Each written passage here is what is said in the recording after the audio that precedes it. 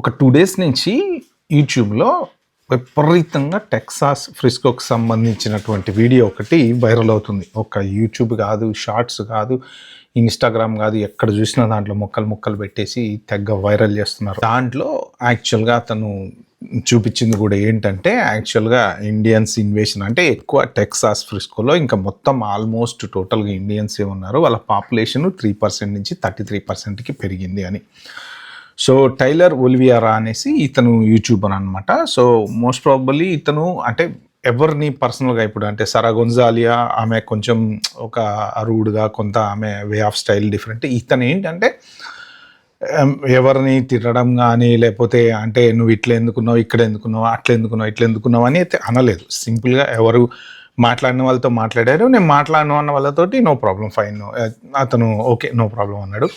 అతను ఏంటంటే కొంత రీసెర్చ్ చేసుకుని హోంవర్క్ చేసుకుని ప్రాపర్గా వచ్చాడు అనమాట. అంటే ఇప్పుడు కొన్ని రూల్స్ అనేవి ఉంటాయి కదా, ఆ సెట్ ఆఫ్ రూల్స్ ఏముంటాయి, ఏది యుఎస్సిఐఎస్ వాళ్ళ రూల్స్ ప్రకారం ఎవరైనా వీళ్ళు అడిగితే డేటా చెప్పాలా వద్దా, ఎవరైనా ఏదైనా ఇన్ఫర్మేషన్ అడిగితే చెప్పాలా వద్దా, సో ఇలాంటివన్నీ తెలుసుకొని ఎస్పెషల్లీ దాంతోపాటు ఏంటంటే ఇడ్లీ దోశ వడ పూరి అని హోటల్కి వెళ్ళంగానే ఎలా అయితే అడుగుతారో ఎవరన్నా మనిషి కనపడంగానే ఎఫ్ అన్నా, హెచ్ అన్నా, ఓపీటీయా, ఎల్పిటీయా ఓ టైప్లో ఆయన అడిగేస్తున్నాడు అనమాట. అంటే అతని దగ్గర మంచి ఇన్ఫర్మేషన్ ఉంది. అట్ ద సేమ్ టైము వీళ్ళ డిస్కషన్లో కూడా ఏంటంటే ఇంకొక అతనితో కూడా మాట్లాడుతుంటే అతను చెప్పింది కూడా ఏంటంటే H1B మీద టాలెంటెడ్ పీపుల్ చాలామంది వచ్చారు, బట్ కొంతమంది సిస్టమ్ని మిస్యూజ్ చేశారు. సో అదే వీళ్ళు ఫోకస్గా చూపించారనమాట. అంటే ఇతను కావాలని ఎక్స్పోజ్ చేయడము అనే ఉద్దేశంతో ఎక్స్పోజ్ చేయలేదులే కానీ అతనితో మాట్లాడుతూ మన వాళ్ళు ఆటోమేటిక్గా ఎక్స్పోజ్ అయ్యారనమాట. సో ఇది దగ్గర ఒక 1 అవర్ పైనే ఉంటుంది వీడియో. దీని లింక్ వచ్చేసి నేను కింద డిస్క్రిప్షన్లో పెడతా, ఎందుకంటే మనం ఆ 1 అవర్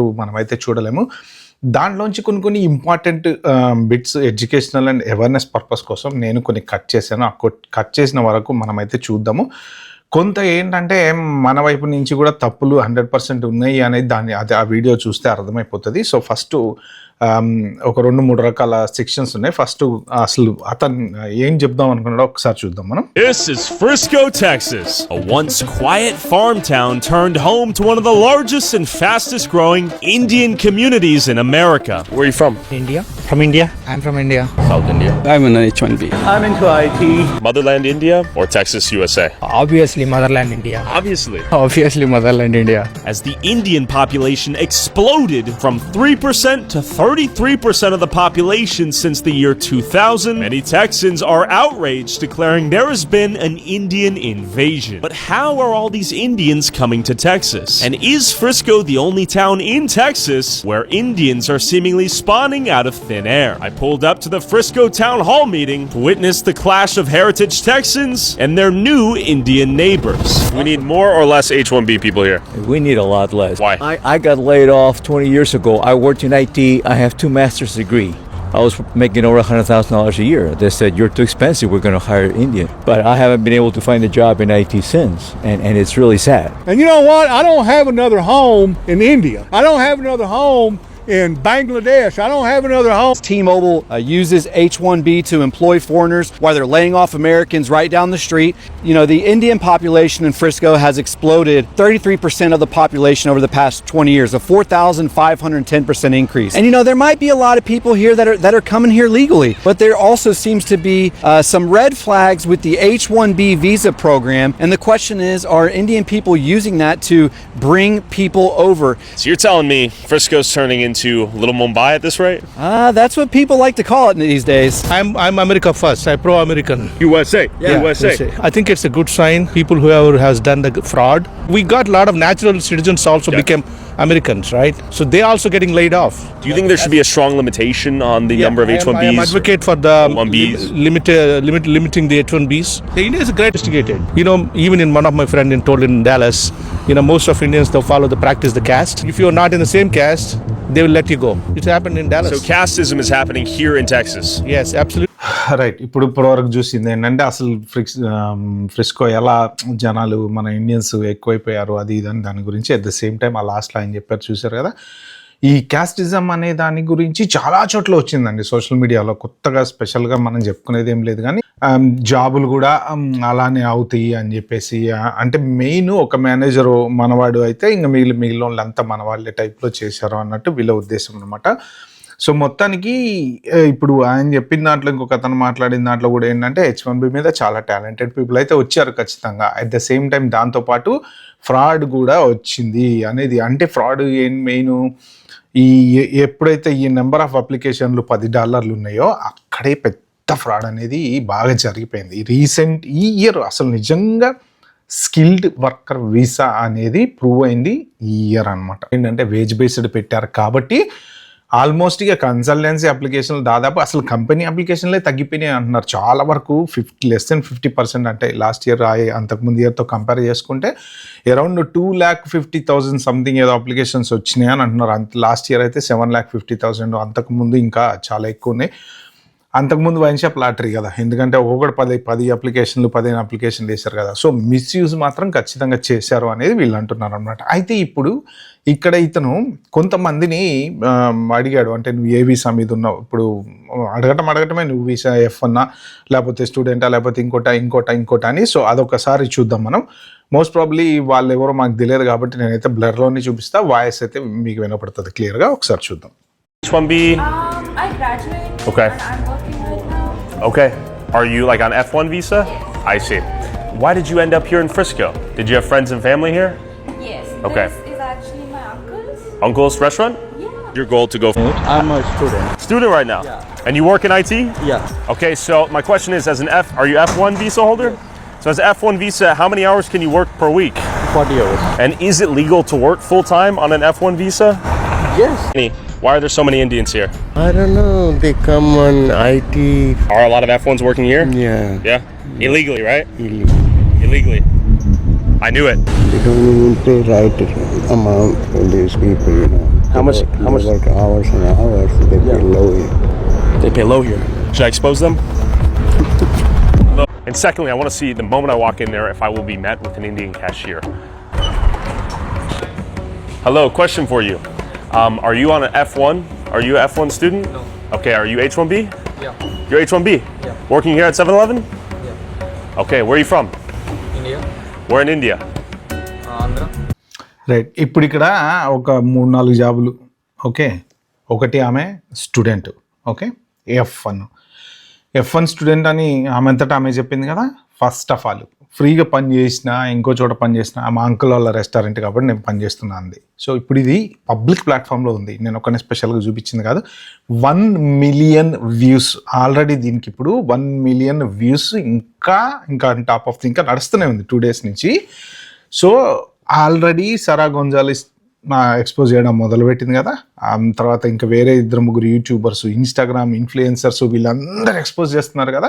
బట్ స్టిల్ మన వాళ్ళు పనిచేస్తూనే ఉన్నారు అంతే కదా. ఎవరేమన్నా ఎక్స్పోజ్ చేసుకుని మన దాకా వచ్చి మనల్ని పట్టుకున్నప్పుడు చూద్దామని. కాకపోతే మీరు ఒకటి అర్థం చేసుకోవాల్సింది ఏంటంటే, మీ దగ్గరికి ఒక పర్సన్ వచ్చి మిమ్మల్ని పట్టుకొని తీసుకెళ్ళకపోవచ్చు, బట్ ఏంటంటే మీకు ఒక ఫ్యూచర్ అనేది ఆలోచించుకుంటారు కదా. ఇప్పుడు F1 స్టూడెంట్ ఉన్నారు ఫర్ ఎగ్జాంపుల్, ఇక్కడ జాబ్ చేస్తున్నారు.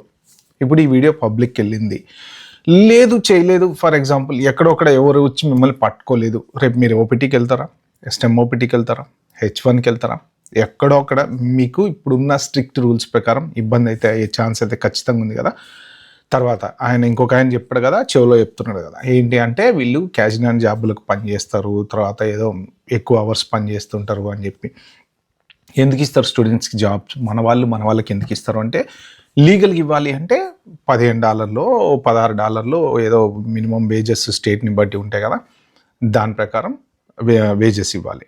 అంత ఇచ్చే బదులు మనోళ్ళు అనుకోండి క్యాషియర్ జాబ్కి $5 $10 చేస్తారు. ఇది ఒక అమెరికాలోనే కాదు, చాలా చోట్ల, చాలా దేశాలలో, ఆస్ట్రేలియాలో ఉంది, యూకేలో ఉంది, కెనడాలో ఉంది, అన్ని చోట్ల ఉంది. ఏంటి అంటే మన వాళ్ళు వచ్చేసి మన వాళ్ళకి జాబులు ఇచ్చుకుంటారు, అట్ ద సేమ్ టైం ఇక్కడ ఇద్దరు లాభపడతారు అనమాట. వాళ్ళకి రూల్ ప్రకారం డబ్బులు తీసుకోకూడదు, ఎందుకు అంటే బ్యాంక్లో పడితే దొరికిపోతారు కాబట్టి క్యాష్ ఇన్ హ్యాండ్, వాళ్ళ అవసరం వాళ్ళది.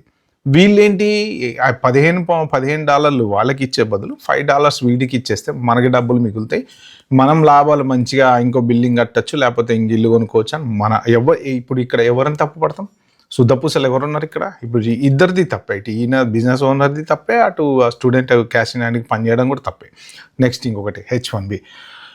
అసలు అలా ఎలా చెప్తారండి? 7-11 పెట్రోల్ స్టేషన్ అనుకో, లేకపోతే గ్యాస్ స్టేషనో, లేకపోతే సూపర్ మార్కెటో, లేకపోతే what ever it is. F1 అంటే కాదు, H1 అంటే అవును. అతనంతా ఓపెన్గా అడుగుతున్నాడు. H1 మీద ఉండి నువ్వు ఇక్కడ పని చేస్తున్నావు అంటే అవునంట. H1 మీద ఉండి ఓపెన్గా నేను ఇట్లాంటి చోట్ల 7-11లో ఎవడన్నా H1 మీద ఉండి పని చేస్తారా? ఖచ్చితంగా అసలు పాసిబుల్ అయినది.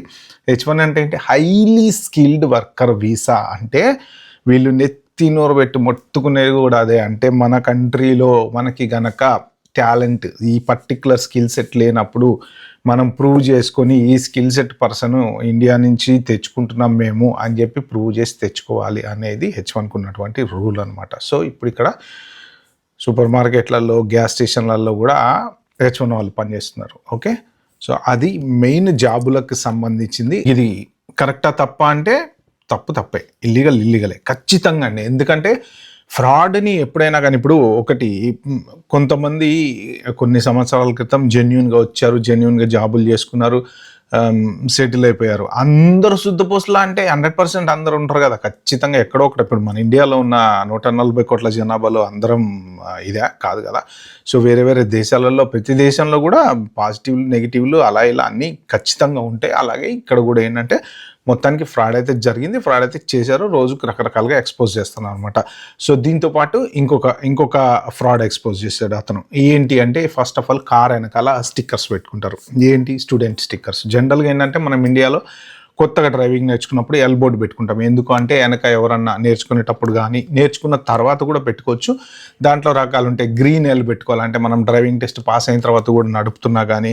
సో ఎందుకు అంటే వెనక నడిపేటువంటి వాళ్ళకి, అరే ఈయన కొత్తగా నేర్చుకున్నాడు కదా పాపం, జాగ్రత్తగా వెళ్తాడు, నెమ్మదిగా వెళ్తాడు, స్లోగా వెళ్తాడు అని చెప్పేసి అంటే అతనికి దారి ఇవ్వడమో, లేకపోతే ఊరికే హారన్ కొట్టకుండా. కొంతమంది ఏంటంటే కొత్తగా డ్రైవింగ్ నేర్చుకున్నటువంటి వాళ్ళు టెన్షన్ పడుతూ ఉంటారు కదా, సిగ్నల్ లైట్ దగ్గర ముందుకెళ్ళి ఆగటము, లైన్ దాటి ఆగటము, లేకపోతే ఒక్కోసారి చూసుకోకుండా టర్నింగ్ తిరగడం, ఇలాంటి చోట్ల వెనకుండేవాడికి ఫ్రస్ట్రేషన్ రాకుండా ఉండడం కోసం పెట్టుకునేటువంటి సైన్లు. ఆన్ టాప్ ఆఫ్ దట్ ఇంకోటి బేబీ ఆన్ బోర్డ్ అని ఒకటి పెట్టుకుంటారు. ఎందుకు అంటే బేబీలు కార్లో కూర్చున్నప్పుడు కూడా కొంచెం స్లోగా వెళ్తూ ఉంటాం అనమాట. సో ఒక్కసారి ఇది చూద్దాం ఒకసారి. A meme right now. Please be patient, student driver. This is a kind of a joke, a meme online because there's so many. Survey for people that have student driver stickers. I'm not a student. Do you have a student driver in your family? Before I am a student driver, so I kept it. I forgot to remove it. How old are you? 30. అసలు forgot to remove అనే ఛాన్సే లేదు. చాలా, అతను ఒక car 2 కార్లు కాదు, దగ్గర ఒక 10-15 కార్లు. అంటే ఇప్పుడు మన వీడియో లెంగ్త్ పెరిగిపోతుంది, అవన్నీ చూసుకుంటూ కూర్చుంటే, కానీ చాలా కార్లకు చూపించాడు. అయితే ఏంటంటే నేను కూడా దీని మీద కొంత సోషల్ మీడియాలో చెక్ చేస్తే ఏంటంటే కొంత మిస్యూజ్ అనేది జరుగుతుంది అనేది అయితే ఉంది. ఎందుకు మిస్యూజ్ చేస్తారు అంటే మెయిన్ స్టూడెంట్ స్టిక్కర్ ఇలా పెట్టుకోవడం వల్ల ఏమవుతుందంటే పోలీసు వాళ్ళు కొంత ఆరేపం కొత్తగా, ఇప్పుడు స్టూడెంట్ కొత్తగా డ్రైవ్ చేస్తూ ఉంటాడు. అమెరికాలో ఏంటంటే ఆబ్వియస్లీ బస్సులు, ట్రైన్స్ అంత అవైలబిలిటీ, ఇప్పుడు న్యూయార్క్ లాంటి ప్లేస్లో ఉన్నట్లు కొన్ని ప్లేస్లో ఓకే, కానీ కొన్ని చోట్ల ఏంటంటే ట్రాన్స్పోర్ట్ అనేది ఉండదు మనం ఒక చోటు నుంచి ఒక చోటుకి వెళ్ళాలంటే. అందుకని ఏంటంటే స్టూడెంట్ వేరే దేశం నుంచి వస్తాడు కాబట్టి అతను రాగానే పాపం మనకి రూల్స్ అవన్నీ వాళ్ళ కంట్రీలో ఉన్న రూల్స్కి ఇక్కడ రూల్స్కి డిఫరెంట్ కాబట్టి వచ్చి ఎగ్జామ్ రాసి పాస్ అయిన తర్వాత కొంత సిగ్నల్ లైట్లు, రోడ్లు, రూల్స్ ఆ కల్చర్ అడాప్ట్ చేసుకోవడానికి టైం పడుతుంది. కాబట్టి కొంచెం ఇట్లాంటి వెనక ఏదైనా పెట్టుకుంటే స్టూడెంట్ డ్రైవింగ్ అనేసి పోలీసు వాళ్ళు కానీ లేకపోతే చిన్న మిస్టేక్స్ చేసినా బై మిస్టేక్ కొంచెం స్పీడ్ పోవడమో, కొంచెం స్లో చూడడమో, ఎవరైనా పోలీసు వాడు ఆపాడు అనుకోండి, సార్ నేను మొన్ననే వచ్చి చదువుకుంటున్నా, నాకు తెలీదు, నేను జాగ్రత్తగా వెళ్తా అంటే ఇట్స్ ఓకే. అంటే కొంత మానవతా దృక్పథం అంటారు చూసారా, అలాగనమాట. చూసి చూడనట్టు పోతారులే అన్నట్టు కావాలని అలా పెట్టుకుంటారు అనమాట. ఇప్పుడు అతను దగ్గర 15-20 కార్లు చెక్ చేస్తే అందరూ పెద్దోళ్ళే, అసలు ఎవరు స్టూడెంట్లే లేరు దాంట్లో. స్టూడెంట్ కొత్తగా వచ్చి 1 year 1.5 year అయితే పెట్టుకుంటే అర్థం ఉంది. కానీ అంటే ఇప్పుడు ప్రతి ఒక్క రూల్ని కూడా మిస్యూజ్ చేస్తున్నారు అనమాట. సోషల్ మీడియాలో విపరీతంగా ఎక్స్పోజ్ అయిపోతున్నాయి, అన్ని రకాల ఫ్రాడ్స్ ఎక్స్పోజ్ అయిపోతున్నాయి అనమాట. Okay, what ever it is ఏదైతే కానీ ఇప్పుడు ఎవరైనా వచ్చి మిమ్మల్ని ఏదైనా అడిగారు అనుకోండి, జనరల్గా మీరు అంటూ ఉంటారు కదా రైట్ టు రిమైన్ సైలెంట్ అని చెప్పి, నేను చెప్పను అని అనొచ్చు. కానీ వాళ్ళతోటి ఆర్గ్యుమెంట్ పెట్టుకోవటం కానీ, లేకపోతే నువ్వు నడు ఇక్కడి నుంచి బయటకని కానీ. ఇప్పుడు ఈ వీడియో మీరు ఇంకా ఫర్దర్ కంటిన్యూ చేసి చూస్తానంటే చూసుకోండి. దాంట్లో అతను ప్రతి కంపెనీకి వెళ్ళాడు, H1B హోల్డ్ చేసినటువంటి ప్రతి కంపెనీకి వెళ్ళాడు. ఆ కంపెనీకి వెళ్ళి రూల్ మాట్లాడాడు. ఏంటయ్యా అంటే మీ కంపెనీలో ఎంతమంది అయితే పనిచేస్తున్నారో H1B వీసా హోల్డర్స్ వాళ్ళందరి పబ్లిక్ యాక్సెస్ ఫైల్స్ గోడకి అతికించి పెట్టాలంట. అది కూడా చూపించాడు. ఏ కంపెనీలో ఎవరు లీగల్గా రూల్ ఫాలో అవుతున్నారు. మన ఇండియన్స్ కంపెనీలు కూడా చాలా పర్ఫెక్ట్ ఫాలో అయ్యే వాళ్ళు చూపించారు. చక్కగా గోడకి బోర్డు పెట్టి అతికిచ్చారనమాట పబ్లిక్ యాక్సెస్ ఫైల్. ఎవరైనా సరే USCIS ఆ పర్టికులర్ చట్టం ఏదైతే ఉందో ఆ చట్టం ప్రకారం ఎవరైనా సరే వచ్చి ఆ ఎంప్లాయీస్కి సంబంధించిన పబ్లిక్ యాక్సెస్ ఫైల్ కనుక అడిగితే చూపించాలి అనేది ఉంది. అది కూడా అతనే చెప్పాడు. సో ఈ రూల్ ప్రకారం నాకు చూపించాలి అని. సో కొంతమంది నడు బయటకు అన్నారు, కొంతమంది నువ్వెవరు అన్నారు, కొంతమంది నువ్వు మాట్లాడేదా. అతను పాపం కామ్గా సైలెంట్గా వెళ్ళిపోయాడు. చూపిస్తే చూశాడు, చూపిలేదనుకోండి బయటికి వెళ్ళిపోయాడు. But what ever it is guys, ఇప్పుడు ఏంటంటే ఈ పర్టిక్యులర్ ఎక్స్పోజెస్ వలన జాబ్ ఉండి వీసా ఉండి I-797 ఉండి ఇవన్నీ మంచిగా ఉండి ఉన్నటువంటి వాళ్ళకి ఎటువంటి ప్రాబ్లం అయితే లేదు. కానీ for suppose me I-90 expiry అయిపోయింది, లేదు మీరు ఎక్స్టెన్షన్కి వెళ్ళారు, లేదు మీరు పేరోల్ రన్ చేస్తున్నారు, లేదు మీకు OPT మీద జాబ్ సరిగా రాలేదు, ఇలాగా ఏ ఒక్క మైనస్ పాయింట్ మీ వైపు ఉన్నా సరే ఖచ్చితంగా ప్రాబ్లం అయితే అవుతుంది. ఇదివరకు లాగా చూసి చూన్నట్టు వెళ్ళిపోవడం అయితే ఖచ్చితంగా ఇప్పుడు USCIS వాళ్ళైతే చేరండి. ఎవరైనా ఏమైనా అడిగితే ఏం చెప్పాలనేది అట్టా నేను అడిగి తెలుసుకోండి. కానీ ఆర్గ్యుమెంట్స్ అయితే ఎవరితో పెట్టుకోకండి. ఎందుకంటే హేట్ విపరీతంగా పెరిగిపోతుంది. ఇంకా ఇలా ఫ్రాడ్లు చూసినప్పుడల్లా లోపల వాళ్ళకైతే మాత్రం ఖచ్చితంగా బర్న్ అయితే అవుతుంది. ఎందుకంటే వాళ్ళు చెప్తున్నారు కదా మనకి జాబులు రావట్లేదు, లోకల్ వాళ్ళకి జాబులు రావట్లేదు. ఇప్పటికీ ఒరాకిల్ కంపెనీ మీద విపరీతమైన సీరియస్గా ఉన్నారు అందరూ. ఎందుకంటే ఒక పక్క ఇంతమంది మొన్న 20,000 మంది 30,000 మంది తీసేశారు కదా, మళ్ళీ 3,000 H1Bలు ఫైల్ చేశారంట. మరి అట్లా తీసేస్తున్నావు, ఇట్లా H1Bలు ఫైల్ చేస్తున్నావు అనేది కసి అనమాట. ఓకే ఫ్రెండ్స్, ఇది వీడియో నేను చెప్తాను అనుకుంది. వీడియో మీకు నచ్చినట్టు ప్లీజ్ అండి లైక్ చేసి subscribe my channel. Thank you, bye, have good day.